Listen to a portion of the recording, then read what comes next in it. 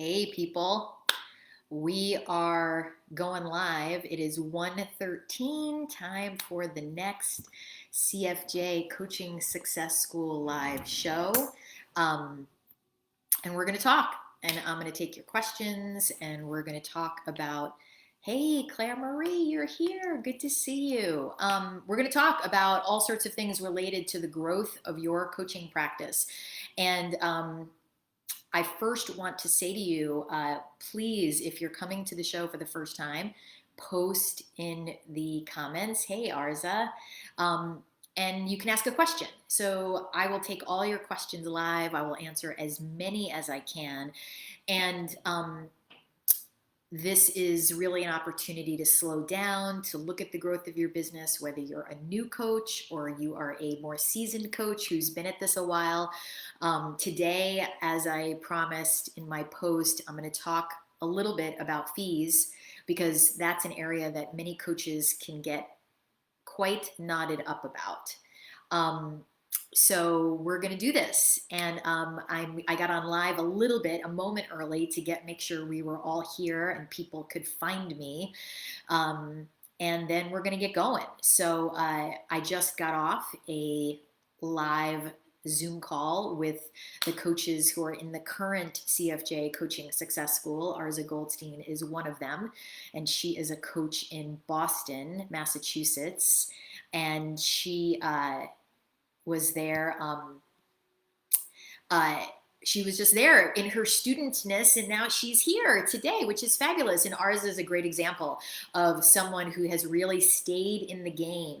She came to the school last year as a brand new coach, although had tons of experience in the world of being a birth doula and a hospice nurse, and then a death doula, and then has done death coaching with families of a loved one, and now has opened up her business to include life coaching, as well as maybe from time to time she's willing to take on clients who are in the process of a loved one who is at the end of their lives, or the person themselves who wants some coaching at the end of their life to complete with less regret and less anything that needs to get handled. So she's an amazing coach. And then here we are. It is 1:15, so we are going to start doing this. Hello, Mark, Claire Marie. I love that you had a question right out of the gate. I know we're talking fees today. When do you know it's time to move from pro bono to charging? So I'm going to cover that, but I want to share a story first. I had the privilege of talking with a coach yesterday who was in a big question about their work and was feeling really challenged because they were challenged in getting clients, and they had been involved in a coaching program that was really teaching how to get what they called high fee clients. The goal was like, you're going to get high fee clients by doing this, right? Through enrollment. And I want to say right out of the gate that from my point of view, that's an error for new coaches to come out of the gate trying to get high fee clients. Creates enormous pressure. It's not a simple thing to do. And yet there are programs that are like, come get your high fee client in 7 months or less, or more than one. And for this particular coach, it was very frustrating, and it led to them questioning whether or not this made sense for them. And I have great news to share. Ultimately, they decided, no, this is not for me. This approach is not for me. And I don't even know if trying to get someone to be a one-on-one client is for me. This person had a prior career of doing consulting and marketing. And so this coach said, I'm going to go back to doing that. I'm going to create some freelance gigs, and I'm going to create some more ease in my life. And then I'll see where this all goes. And that's what they decided. And by the way, they've done really well in their freelance gig. So first of all, if that coach is watching, I want you to know I admire you for coming to that conclusion and taking care of yourself. And I want to be a voice for anybody watching this idea that like high fee clients should be something you try to do out of the gate. I'm not a fan of that. I don't think it's helpful to coaches. And I think it sends a wrong message for the profession to be like, that's where we should all be headed, right? It's like starting small, starting low, starting with a number that you can say without gagging or vomiting or feeling this extraordinary pressure of, I have to deliver on this, does not make for a conversation that's productive for the person that we're serving, right? Imagine if like your thoughts could be televised live into a conversation that you were having, and they could see that in the back of your mind, this thing of like must offer, must propose, high fee. Imagine if they saw that. I wonder if they would feel seen and heard. I wonder if they would feel like this person is 100% focused on me. So just play with that. I want to offer that to everyone. I want to go to Claire Marie's question. When do you know it's time to move from pro bono to charging, right? Claire Marie, my question for you would be, number one, how many people have you coached pro bono, right? Like I know that you were in a health coaching program and you're sort of broadening that, which is great. And my thing is that I don't have like a hard number. There's no rules, right? But if you've coached, if you're like, hey, I've coached, 5 people pro bono and I'm thinking about charging, just the fact that you're thinking about it means it might be time, because you can start with a low fee. See, it's like, you could be like, you know what? I'm going to say to people, I'm willing to do 4 sessions with you for a total of $200. 4 sessions for $200, right? It's like you can start small with a fee that you can say. It's like, I think I shared last week the Michael Neal story. Brianna, it's totally fine to ask other questions as well around enrollment. This is just a launching pad for all the questions, so feel free. So Claire Marie, pick it, like, be like, what's a fee you could say that feels like, okay, I can deliver on that. Like, remember Michael Neal, $4. He was like, I'm getting 10 clients, I'm going to charge $4 each. He knew he could deliver on a $4 fee. He felt good about that. He was like, they're not going to be disappointed. I can deliver on $4. And so I offered you, Claire Marie, I bet you could deliver on $4. I'm sure you could deliver on higher. See, the deal for coaches, right, is this feeling of like, well, I don't know if I can help someone. So you want to pick a fee that you're like, I could help them. I know that if they're paying $50 a session or $25 a session, I know that in the time I'm with them, I could help them, even if I just do 3 sessions. You could do 3 sessions for $75. It doesn't matter. It almost doesn't matter what the first fee is, because it won't stay there. That's really what I want to say. It won't stay there. It will evolve because you'll gain confidence. You'll be like, wow, they got a lot from that. I think I want to go to 100 a session. And I'm going to say I'll do 4 sessions for you for $400, right?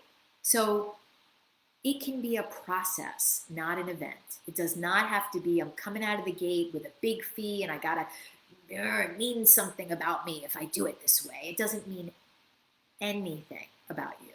It's like, this can be gentle. It can be like incremental, and you're going to know. That's my experience. Coach always knows, like, wow, I've gotten a lot of clients at this $4 fee, Carolyn. I think I might be ready to go to $7. What do you think? Great. Let's do it. Let's practice that.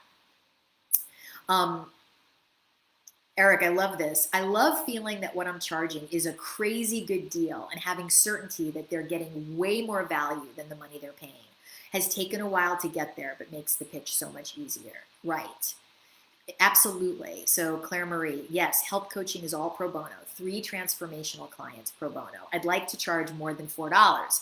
That's fine. I get that. So what's the number? Share it here. Be like, I want to charge. What's the number you want to start with?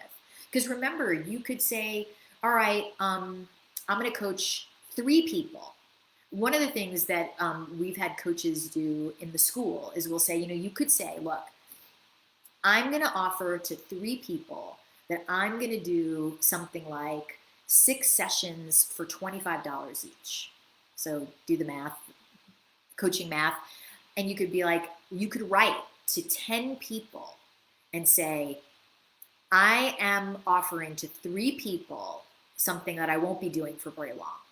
So I am offering 6 sessions, $25 each. The total fee is X. You are one of the people that I would like to offer this to, because here's what I see in you, and here's what I see could be amazing. If this is something you'd like to do, let me know, and totally fine if you'd like to take a pass. I'm only offering this to 3 people. After that, it will be done. So that can be a really great way to start the process. One of the things that often happens also when we're even for coaches that are more seasoned, right? We get some idea that, like, we look around on Facebook or Instagram or whatever through our secret hidden coaching networks, and we see like some coach that we know that we trained with. Maybe we were in the same certification program. And they're like, oh my God, that person over there, they're charging $5,000. I trained with them. They coached me. That's ridiculous. I can't believe they've gotten someone to pay them that, right? And we get really in the weeds of getting over focused on someone else's lane and what they're up to. And I've been there. It does not feel good to spend time there. And Claire Marie, I want to say something. You could write to 6 people and make that offer. 6, and say, I'm only doing this with 2 people, right? Here's the opportunity. And you want to do personal emails to those 6 people. Like, I thought of you. I'm only offering this to 2 people. If this is something you'd like to talk about and consider, we'll get on a call. So I want to say that. Like, it doesn't have to be 10, Claire Marie. You could write to 6 people. So let's go back to the comparison and despair of, like, now I'm going to charge $5,000. If that person's getting $5,000, I'm going to do it. That's not always a good reason to jump to a higher fee. It's not like it's never a good reason. It can be that we've been playing small and it's about time for us to raise our fees. But often when we do it out of a sense of, like, over there, that's not okay. I should be getting that. Anytime the should and the judgment is present, it's usually a setup for something that's going to feel not great, because when we're coming from that place and we start to be like, my fee's 5,000, we're not in ease, certainly, and we're also really not in, like, what's right for me. I'm growing my business.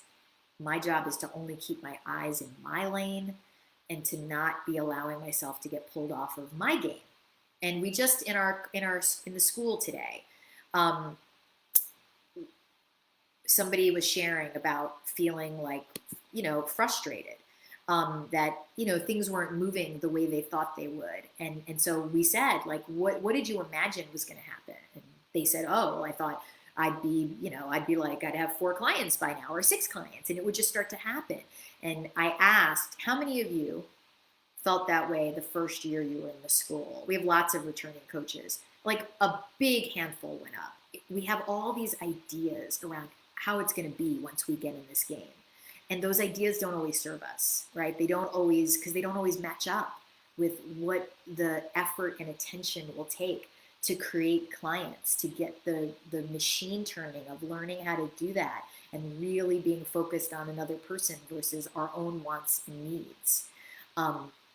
So I want to say that, like, if you have pictures of how you thought this journey into professional coaching was going to look, to be like, is it possible that those pictures aren't serving me?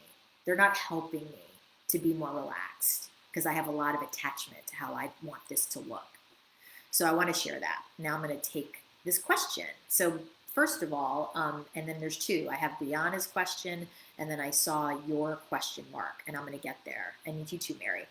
All right. So Brianna, first I wanted to follow up and let you know that your support 2 weeks ago around responding to a past client who was asking about a referral totally worked. The referral reached out today. We had our initial call, and he wants to work with me. Nice work, Brianna. Summoning you and Amber, I slowed it down, though. I could definitely use more guidance around this process. However, if I only get one question today, it would be, I met a friend of a friend last week. We hit it off. There's friendship potential there, but I also thought I'd coaching her coaching would be supportive to her? How can I reach out? What could I say? What would the process be? I didn't get her contact info, but I can get it from her friend. I mean, part of it is deciding if someone could be a friend. My experience is if I'm going to lean into them as a potential coaching client, I'm kissing goodbye a friendship opportunity. I may be fine with kissing goodbye that friendship opportunity, right? It's like, Michelle used to say to people, other coaches, like, I'm not really looking for friends. I have a pretty rich friendship life. So even when someone is a potential friend, most of the time I think it's like I can serve them more as a coach than as a friend. Now, that's not true for everyone. Some people are like, I'm in the camp for a good friend, and that's okay too. So Brianna, you have to decide. My experience though is if I lean into someone on the coaching front, it tends to not become friendship and coaching, in my experience, don't go well together. I know people who've coached good friends and they do it well. That's not, I wouldn't coach a deep, intimate friend. I might coach a friend who's further out in my circle, but not like my main people.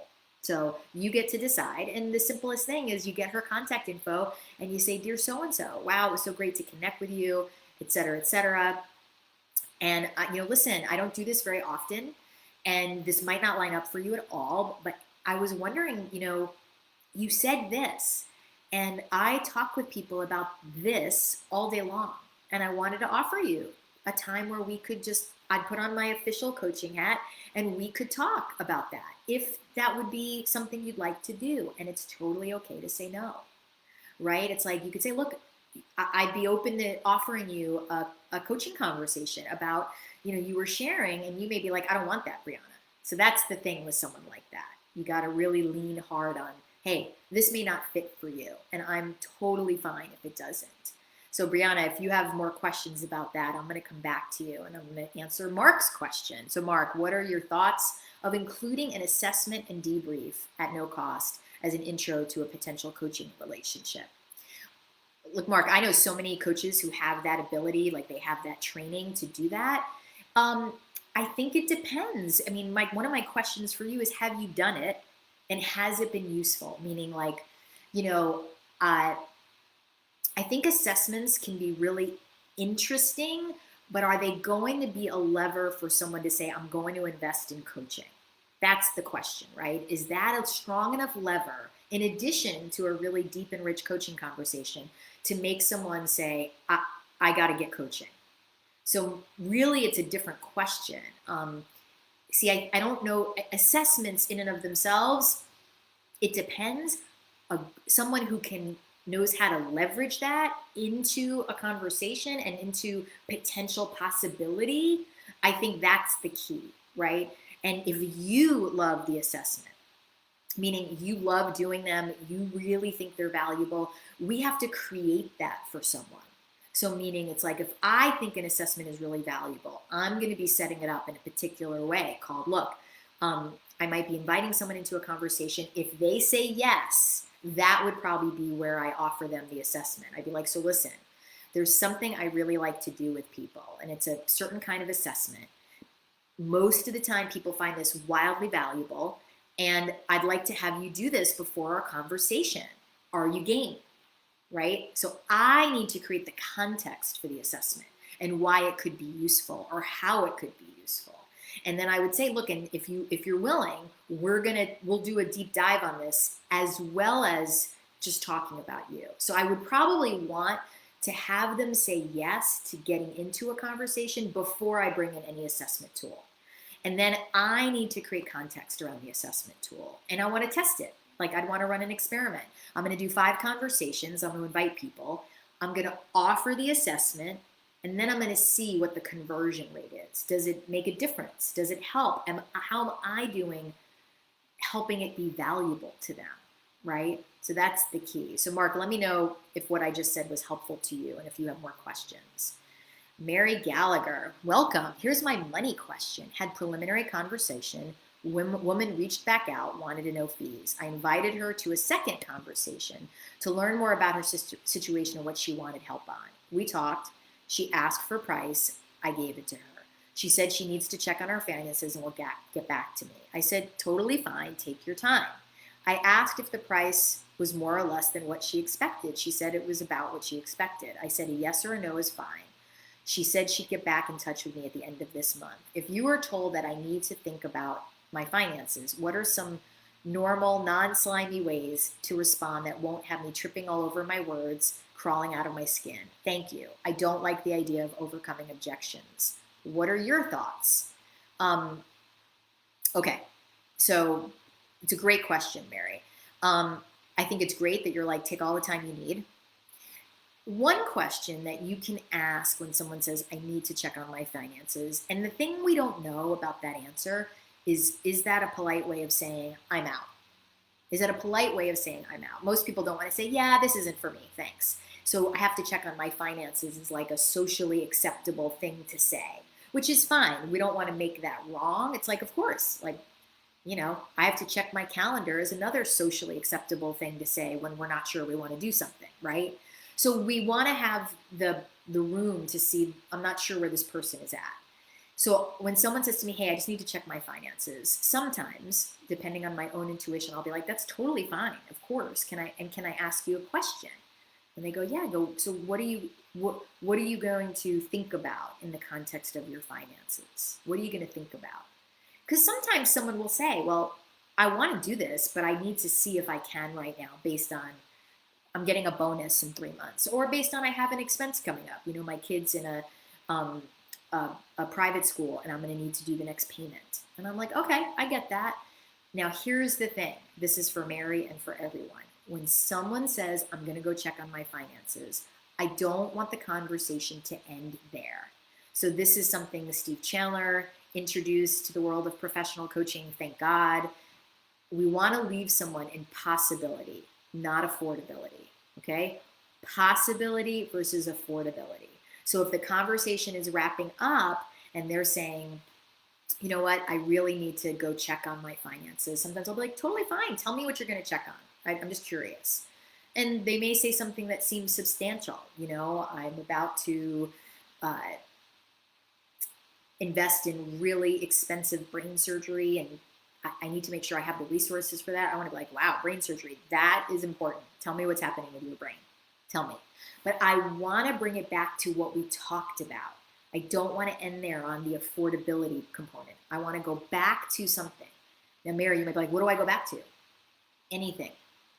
Anything that you both discussed. I want to be like, oh, great. Take all the time you need. Tell me what you're going to think about. And then I want to go, great. And by the way, Mary, I want to ask you something. When you said that you were leaving teaching to go into professional coaching, I was so struck by just your clarity. And I was wondering, had you been thinking about that for a long time before actually doing it? Had that been on your mind?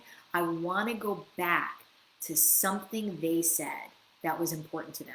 That's about their life and their possibilities. That's where I want the conversation to end, in possibility, not affordability. So I might say, tell me, like, wow, in that moment, and Mary might say, well, gosh, I was thinking about that for 5 years. I'm like, wow, and you're really moving on it now. That's amazing. I so acknowledge you for moving into it, right? I want them and me to end the conversation in that kind of moment, not in, let me go check on my money. So let me know if that's helpful, okay? So remember, we want to leave people in possibility, not affordability. Brianna, I have a follow-up question. Why do I feel slimy about thinking about reaching out to this woman in that way? How do I confront myself in that? Here's what I want to say about that. So let's say we've met someone and they could be a friend, but we feel more called to move on them in terms of coaching, and it feels yucky. Like, ooh, I feel slimy. Like I'm being like somehow predatory or a shark if I see, Steve Chandler used to say this to Michelle and I, like, we can't help people if we're not coaching them, right? If they don't become our client, we can't help them. We just can't. We might have an impactful conversation, but it's like, if we have a sense like, no, I really am called to offer this to this person, right? That's the game I'm in. I'm not in the game of expanding my friendship pool. I'm in the game of getting clients. So I want to do that, number one, knowing that that person is an adult and they can say no thank you. But that doesn't equal, we're not making someone do anything. right? But it's like, are we willing to risk offending in the name of serving? It's like, am I willing to risk her having whatever thoughts she might have about me doing this in the name of serving, right? So if I'm committed to building my business, am I willing that someone was like, wow, I met her through a friend. I thought she might want to be friends. She offered me a coaching conversation, right? Can I be okay with they might have thoughts about that? And acknowledging I'm making up a story that they'll have thoughts about that. It's really being like, what am I up to? Who am I willing to be? Am I willing to be this person who risks offending in the name of serving? And keeping in mind, most people are never as offended as we think they'll be, right? So Brianna, let me know if that is helpful to you. Mark, what I heard in your response was shift the focus back onto them first, the conversation. Then if the assessment has the potential to be a roadmap, introduce the concept of what it might do for them. Exactly, right? Service. It's like, and if I think the assessment is valuable, they will. Like if I can really communicate that, like this is one of the most powerful things, even if we never talk again, even if we only have one conversation, this assessment will serve you as part of our conversation, even if we only talk once. So, are you game to do it now that we have a conversation on the calendar? So conversation first, then articulate about the assessment and create context for it. So great, Mark. I'm glad that was helpful. Isabel, thoughts on how much time we take pro bono, do pro bono with people before a proposal? I found there's a sweet spot depending on the rapport and the package size, meaning not too much or too little. I would agree. I mean, I think again, like going pro bono before, sometimes if I take, like back in the beginning, it's like when people are doing like, I'm going to gift people 6 sessions each. I think it's good to have a finite amount of time if we're in the pro bono game, right? I'm going to coach 3 people. We had someone in our school do this as she was working to get paying clients. Take on 3 people, offer to 5 people in your life. I'm taking on 3 people as pro bono. I'm going to do 3 months, 12 sessions, or 6 sessions, 2, 4, 6, 6 sessions, and you're one of the people I wanted to offer this to. And someone's like, yeah, I want that. I'll take pro bono. That would be amazing. So when I launch with them, I'm going to say, so we're going to do this for 6 sessions. At the end of the 6 sessions, we'll be done. We may be totally done and you go off on your way, or you may be like, I need more. I want you to know, like, we'll do pro bono. And at the end of the 6 sessions, if you want to talk more at that point, that would be a different situation. Like I'm doing these pro bono, it's very short term. So I want to make sure you know that. As I'm in they want this. Some people don't get to that part. They just start doing the pro bono coaching. Then at the 5th session, I want to be like, wow, we're coming up on your last session. Wow, this has been so interesting to serve you this way. Like, wow, let's make your last session really powerful. And at the last session, I want to say, so are we complete? Like, is this complete for you? And they go, no, I want to keep doing this. And then I want to say, so listen, I'm open to doing more. However, this is the last pro bono arrangement I'm doing because my practice is growing. So I'd be willing for us to continue and do another 6 sessions, another 3 months. And this time it would be for a fee. And the fee would be $600 for the 6 sessions. So that would be the fee. Is that something you'd like to do? And it's totally okay with me if we stop here. So Isabella, I don't know if that was helpful at all. Let me know. Eric, I'm officially going to take on Ninja. I love that. Like I haven't been called a ninja before. So a coach ninja, that's fun. Mary, very helpful. Right after the call, I was reflecting on leaving it in affordability and how to shift into possibility.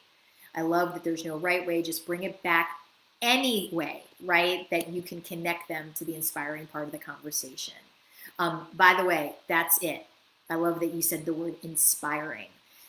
We want to bring people back to the inspiring part of the conversation, their lives, right? Like what was important in that conversation, the inspiring part, because that's really part of what we do, right? Is assist people in tapping into their own inspiration and their own, like, what they want in their lives, whether it's inner or outer, right? Many coaches are doing more just external goal line coaching. not that that doesn't have a place. I coach coaches. That's pretty goal line. I'm also, for me, based on my own background, really interested only if there's an inner game. So I want to help people in both. So if I'm going to bring people back into possibility, I want to focus on not just the goal line. Well, wow, I thought it was amazing when you said you wanted 6 clients and what that meant to you. I want to ask you a question before we hang up. What would that mean inside to have that occur? I'm curious. What would that mean inside? So I might bring them back into that inspiration with a question, a deeper question to complete on. Bert, thank you. Just so you know, he says he loves my commitment to helping new coaches. I like helping any coach, right? I love helping people at the beginning because this is a time where it's a really special time.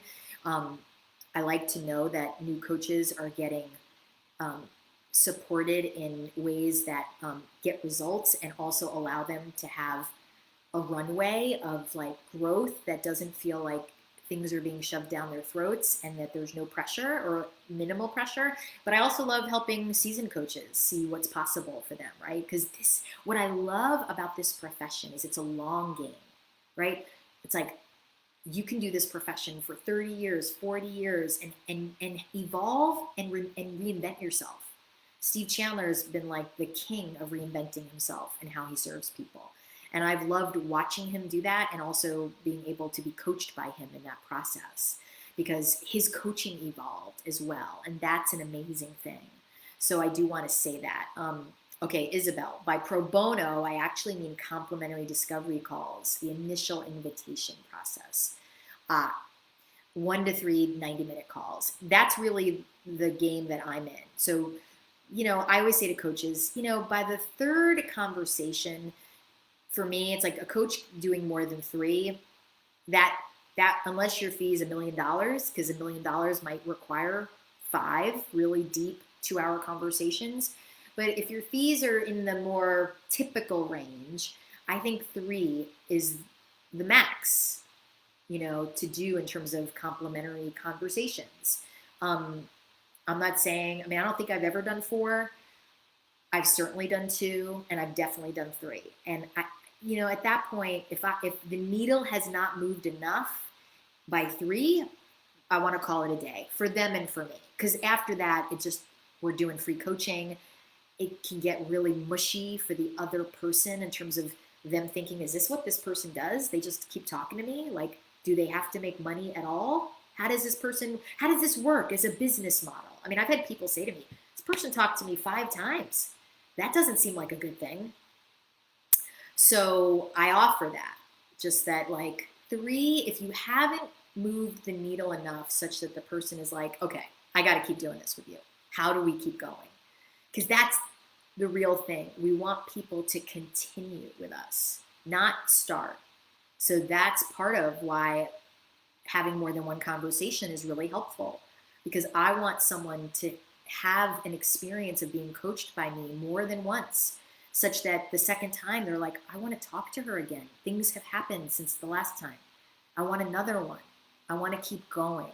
Steve Chandler talks about that. We want someone to want to continue, not to start. So that's the benefit of more than 1 conversation. By the time we get to 3, right, it's like, okay, has the needle moved enough that they're like, and I want to say to someone, so this will be, and you can say this, so I want you to know, today's our 3rd conversation. This will be our last one unless we decide to move forward formally. And it's fine if we don't, but this will be the last one. So let's make this as deep as possible. Let's really go for it. What haven't you shared with me yet, right? If you're going to do a 3rd conversation, or is it like, let's pick up where we last left off on this thing with your husband. Like, let's see if we can move the needle so much that we're done today, or as close to it as we can, right? Or we'll decide, you'll say, hey, I want to do this. And we may be done. So I want someone to know this may be the last conversation we ever have, and that is totally fine, right? And inside of me, even if I don't say it, I want to be like, okay, so if this is the last time I'm going to talk to this person, I want to leave it all on the table. I don't want to leave anything out. I don't want to walk off a call and be like, ooh, I didn't say that. That was really present for me. And it was too uncomfortable. So I want to be really clear about that. And what's helpful here is that we may be the only person who ever says this to someone. I had a conversation with someone a couple years ago, and they kept, like, we'd get to something on the whiteboard, and they'd be like, "Oh, yeah, I know." And we'd get to another thing, and they go, "I know." And I think they said it like a fourth or a fifth time, and I was like, "So let me pause you. So are you aware? Has anyone ever shared with you? You say 'I know' a lot. Tell me more about that." And he looked a little shocked, like, "Okay." But he kind of thought it was funny, and we both kind of laughed about it. And then a little further on in the conversation, he did it again. And I said to him, "I want you to know, if you and I were going to work together, that would go away. Like the 'I know,' because I want to share something with you." And he said, "Sure." I said, "Is that okay?" And he said, "Yes." And I said, "When you say that, it's sort of like you're saying, I got this handled. I have this handled. Like, I know better." And I'm curious, is that accurate? Is that accurate? Right? So I want to be willing, in the context of a coaching conversation, if something's showing up again and again, if someone keeps moving away from this thing they say they want, I want to be like, I'm noticing that every time we start to touch into this area, you change the subject. Has that happened for you before? Right? I may only have one conversation with someone, and I want to serve them as much as I can in the name of serving, no matter what. Mary, I'm going to go back. I have paying clients who are in 3-month packages. Thoughts creep in sometimes where I worry about if they will renew. I want them to renew. I don't want them to feel graspy. How do I disconnect my self-worth from money worry concerns? I know exactly what you mean. I want to coach freely, not worrying about the future. So let's talk about that. One of the things I want to say to you, Mary, is that when you're in the package with someone, you want to pull your mind back from the future. Like, oh, are they going to renew? What's going to happen? I want to be like, whoa, we're not there yet. It's okay. My job is to serve this person outrageously. That's the best way people renew, is we serve them outrageously, especially, Mary, I know you're in the relative beginning. Like, our first clients are the ones that, like, we're never going to have the first 5 clients again.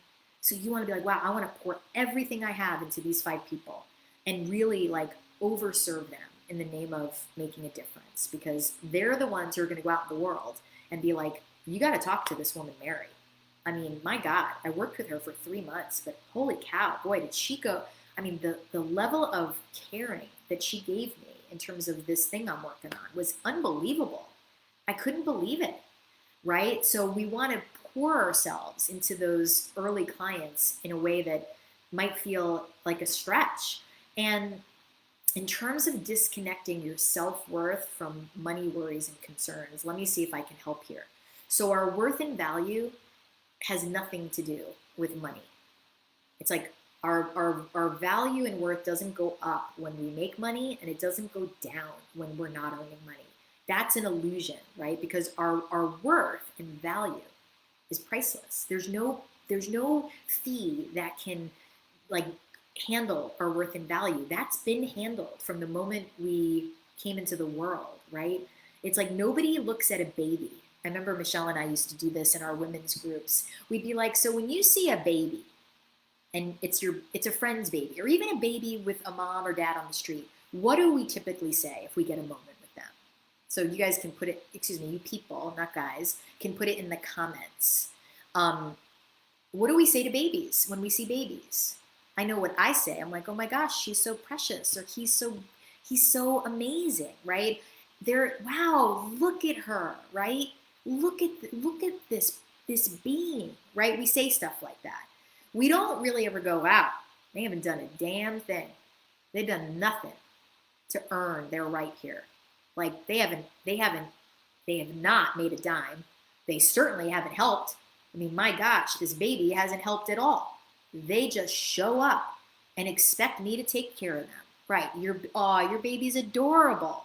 Have they done anything to earn the adorableness? No, right? It's like when we're babies and when we have babies or we see babies, we don't sort of go, wow, I wonder if they'll earn that worth and value over their lifetime. Do you think they'll earn their worth and value? Like, I hope so, because you got a lot to, kid, you better get going. Lazy baby, right? Yeah, you're a lazy baby. That's a very funny statement. So I offer to you, Mary, are you willing to consider the possibility that you want to start to undo, like, your worth and value is distinct and separate from anything we do in the world? Like, our worth and value is, it's precious. It's already inherent, just like our goodness is inherent. Even if we do, quote unquote, bad things later. Like, I've done my share of things that I would judge as bad, but that doesn't change who I am inherently inside. And who, like, my worth and value is not on a dimmer switch. That's what Michelle used to say. It doesn't go up and it doesn't go down. We can't turn it down or we can't turn it up. It's static. Our worth and value is like the most amazing thing. So I hope that's helpful to people. And I love that conversation. And by the way, Mary, just for you to know, and anyone else here, that's an ongoing process for a coach, right? Just because that's the work. Like, I do that work with clients all the time. I actually have a senior leader in an organization, and she is always trying to prove her worth and value in every conversation with anybody in the organization.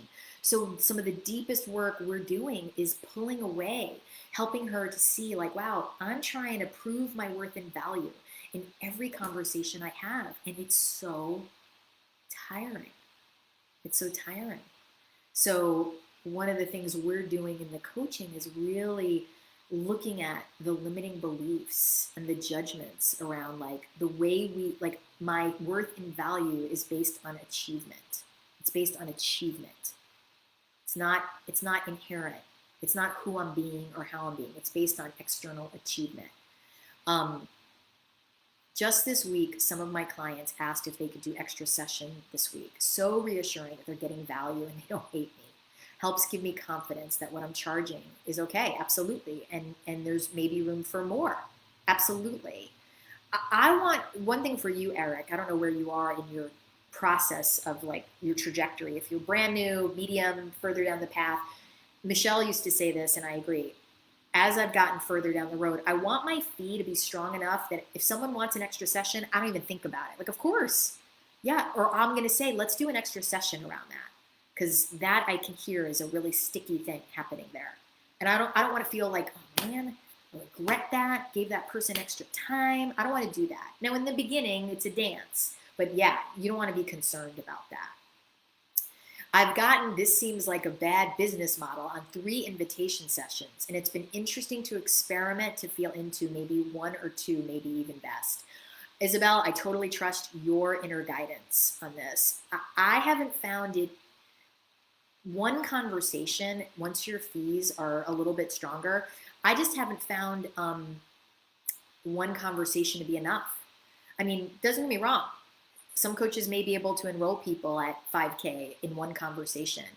I'm not saying it's not doable, and I know people who've done it, but I don't want to, honestly. I don't want to. Even if someone's like at the end of the first conversation, I'm in. Where do I send my check? How do I PayPal you? I want to be like, no. We're going to talk again. Like, if it's a good idea, it'll be a good idea at the end of our next conversation. So there's no rush on this end. Let's slow it down. You know, if someone wants to throw money at me, I'm like, let's pause. Let's have one more conversation. You know, I don't have room for 8 million clients. Like, if this is a good idea, I want to slow it down a little more, and there's no rush. And I want to lean into that more, right? So, Isabel, you get to sort of play and test for you. And if someone says to me, well, that seems like a bad business model, I'd be like, seems to work for me. You know, I'm like, people don't understand the profession, honestly. So if I'm clear, you know, we'll probably have 2 to 3 conversations, and at the end of the 3rd, we may be done. Then I'm letting them know, I know what I'm doing, right? Not like, oh, it's a surprise. It's like, I know what I'm doing. So sometimes if someone questions me, I'd be like, you don't, like, I had someone once say to me, I've got to pay you. I was like, listen, you don't need to be concerned. I get paid, and I get paid well. And I generally talk with someone 2 or 3 times before we even decide whether or not we might work together. That's really fine. And I'm not asking you, I'm not saying that's where we're headed. So By the way, awesome today. I just want to acknowledge all the questions. Isabel, I will do this final one and then we'll wrap it up. Why would I do 2 conversations versus 3? I don't know. It depends. You know, there's no rules, right? It's like depends on what's happening with the person. It depends on where I experience them being. I don't know. I might just end it at 2. It's not like, there's not a rule. For me, it's really intuitive. It's like, if I'm new, I'm probably going to offer a 3rd conversation because I'm still learning how to enroll someone, right? It's like, so 3 can be helpful in the practice game. 3 can be really helpful. Rhonda, you're so welcome. So glad you're here. So that wraps it up for today for the CFJ Coaching Success School show. I will be back next week. And please, if you want, put in the comments like, hey, I would love to talk about renewing, right? I know, Patricia, you asked about renewing. I think we talked about that a little bit today, but I'm also going to message you to give you a little bit more on that because I'm not sure if I answered it fully. And I'll be back next week. Would love to know what would be helpful to you. And I acknowledge each of you for being in this outstanding profession. More to come.